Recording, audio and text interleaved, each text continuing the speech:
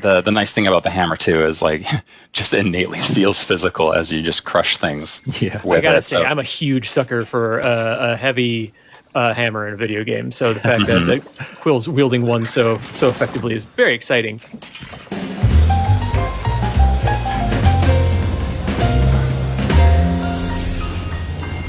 Hello, everyone. Welcome back to PlayStation Underground. You got Tim here, and I'm joined by Justin. Greetings. Hello, sir. And we're so excited to be checking out Moss Book 2, PSVR title, and especially excited to be joined by Josh Stixma, who is a principal engineer and design director at Polyarc. Hello, Josh.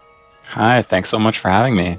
Thank you so much for joining us. So please, off the bat, tell us what we're checking out here in Moss Book 2. I see sweet Quill here on screen. Yeah, so Moss Book 2, we're continuing the story right where Moss left off. You met Quill, that's this great little mouse hero here. You went on a hero's journey, you found and saved her uncle. Some spoilers there, and now, we're showing a little bit of some of what might happen next in Moss Book 2. I was a big fan of the first game. It was one of PSVR's early hits, and I'm really excited to see what you guys are able to do now that you've got kind of the first game under your belt. And now you can really spread your wings a little bit and have some fun with it. What are some of the biggest things that you're able to do in Moss Book 2 that you couldn't in the first game? Yeah, well, we really felt like we laid a good, solid foundation for like the first game, and we really wanted to just build upon that. So, we looked at the game, we said we want to have more interactions. We want to be able to reach into the world and interact with Quill directly more. We want to have more varied types of interactions. And what you're going to see in a little bit of this room actually is one of the new interactions you've got previously. We're actually starting about this video is maybe a few chapters into the game, and you've actually unlocked one of the new abilities that you're going to have in the game. And you're going to see here a very different kind of texture to what we had in the first game, where it was very much move, simple object back and forth. This is a little bit more organic. Okay, so manipulating that vine to grow and form a bridge. Yeah, and that'll follow your hand like wherever you go, and you've got like several different connection points, and it just gives you a quick idea of some of the types of interactions you can do in the game. That's so cool. And obviously, this is we're looking at some pre-recorded gameplay here, and so we'll be jumping around a little bit. But Josh, can you speak a little bit about one of the goals I'm familiar with Moss Book 2 is just trying to increase that level of sort of player immersion and feeling like a part of the world, and how what we're seeing here that might be strengthening that connection. Yeah. Well, I mean, if you look in the background, like where are we right now? We're actually in this giant garden. That's kind of outside of the castle that you had spent largely all of Moss 1 working towards, and trying to make sure that it feels continuous and feels connected, like this large giant world, this little tiny mouse going through it. And it's pre-recorded, but we'll get glimpses of, the player here looking around and just seeing this giant environment that you're going through, and having that environment feel real and physical as you're going through it. Is a really big thing that we wanted to push on, to make players feel like we did in Moss 1, but even more, that this world is real and you can be immersed in it. And, maybe hours go by and you're like, wow, I'm still in here and I'm still feel like I'm part of this world. And Quill is looking at me and respecting that I am part of this world, and it kind of feels that way. And we hope to try and push that as much as we can. Nice. Now, obviously, with the first game, VR was still a really nascent technology, and I think a lot of developers were still wrapping their heads around how to develop a game for VR. But it's been a while now, and a lot of developers have learned a lot of lessons about what makes for a quality experience in VR. Is there any philosophy changes that have come about at the studio when designing a VR game compared to the first one? Yeah, on the point of us learning how to do it, it's going to be a continual experience. And as new technology comes out, we keep finding new ways to explore a little bit more. But one of the things that we really felt worked really well for the first game was that physical interaction and reaching into the world. And we wanted to give you, as the player, more opportunities, because you're controlling Quill, and you can see here we actually did a bit of a jump ahead to another section of the game.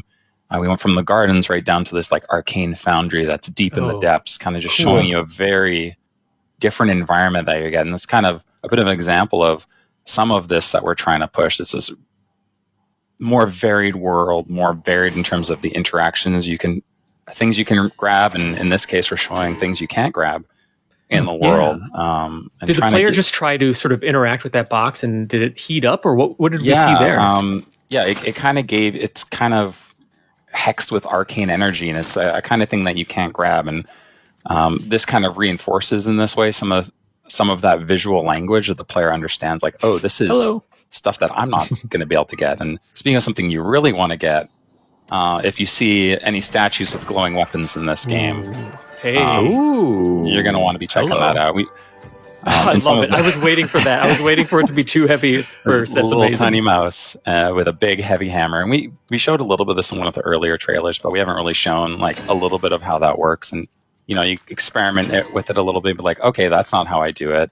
How do I break these things? And we want the players to be able to explore, but also you got a new weapon now. What are some cool things that I can do with it? And this is kind of speaking to like your earlier question of what are some of the new things that we want to, that Polyarc is like, second game, we got to do this. It's like, well, we want to let Quill give you stuff you can interact with in the world. In this case, she can spawn a hammer. Oh, that's so cool. In this case, you're kind of holding your attack button to charge it, and then she leaves it up to you to reach in and grab that, and that can kind of create new opportunities for puzzles, but also combat. Nice. It's so cool, and strengthening, the connection between you and Quill, kind of feeling like you're cooperatively, making your way through this world together. I think you that's can see so here, cool. this is just another really cool environment. The artist did a great job bringing this dangerous foundry. This is like an arcane foundry underneath actually the depths of the castle to life. And you can see a little bit here, there's now a bit more strategy of, I've got this weapon, but I actually need to use this special ability, similar to how you couldn't interact with those boxes. It's kind of that same visual language on these enemies. These screechers here, we actually call them armored screechers. You're actually going to be able to need to work together in combat to take these enemies down, which is like a thing that we hadn't done at all before in Moss 1. Yeah, that's awesome. It really kind of speaks to the ethos of VR, which is getting the player more immersed in the game. And in this case, you are physically interacting with this world. Yeah, and just the nice thing about the hammer too is like just innately feels physical as you just crush things. Yeah, I gotta say, I'm a huge sucker for a heavy hammer in a video game. So the fact that Quill's wielding one so effectively is very exciting. I also love that extra level of coordination and player cooperation is required for like busting the armor and stuff. Like, it seems like it could add just a lot of texture to the combat. Yeah, and you can see still, like just like in the first game, there's reason for the player to reach in and grab some of these enemies. If you're having a tough time with a certain enemy, you can like reach in and just shut them down while Quill annihilates them. And just like in the first game, sometimes reaching in and grabbing them can be of benefit because you can actually use them to fight each other. Nice. Here we're actually seeing another one of kind of the newer enemies in Moss 2. Call this one the Bomber. Just kind of more like, kind of sets up like a tank from a distance and lodges these little self-destructible mines. And what Quill's trying to do here is actually hit it from the front, which actually clangs off it because he's also kind of armored from that direction. And, working together is always going to be kind of a power move to take enemies down. But there's just a lot of different strategies. And worth noting, this hammer is like one of the weapons you're going to be seeing in the game. Yeah. So we're really excited to show off some of the cool things you can do for combat, but also the cool things we can do with puzzles, because you have access to this thing. We've kind of shown like the simple, like I can get up an elevator, but also like how do I get through a more complicated traversal space and using this hammer as well. Yeah, on the note of the hammer, so you've got this new weapon now. Can you just switch weapons at any time, or like what's the mechanic for that? You can. We're not showing it in this video here, but the player does have access to on the fly swap between the weapons that they've gained, and we're trying to keep a little bit under wraps because showing that will spoil some of the things that you're going to be unlocking. Okay, I will pry. But we are really excited for the player to be able to not just solve a puzzle with one weapon, but multiple weapons. Oh, cool. And you can kind of imagine how some of that complexity would scale with the game. That sounds like so much fun. I love the idea of that could make, combat kind of a puzzle within itself as well. Mm-hmm. Absolutely. Oh, where are we now? You can see, so deeper in the you Foundry. can see here kind of what we've been doing in this dungeon is we've been trekking forward. We know that we kind of need a key. It's kind of a little bit of the narrative that we're working with here. So we've got our hammer and we're going to blow a bunch of stuff up, go through these cool, like dangerous looking lava environments in this foundry. And we're looking to get this key and bring it back to where we need to go to progress. And we know for coming in here that there's a big baddie in here.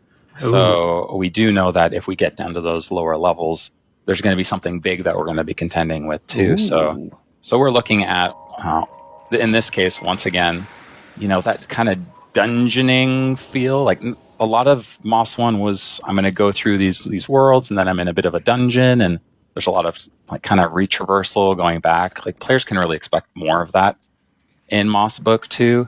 Just trying to solve puzzles together with Quill, try to figure out the right way to go. Make sure you get your scroll collectibles on the way. Of course. Which is what she's doing here. We're definitely an important detour. Absolutely. You want to make sure you get those. And you get what you need in terms of the key, and then you start on your way back to where you want to use it, and get reminded that there's definitely something bigger in here. With a hammer as well, which may outsize Quill's a little bit, but I don't think that will stop her. Start to think there might be a bit of a hammer battle at some point. Well, wanted to say, that's our look at Moss Book 2 today. Josh, thank you so much for joining us here on PlayStation Underground, and look forward to the game launching this spring. Yeah, thank you so much for having me.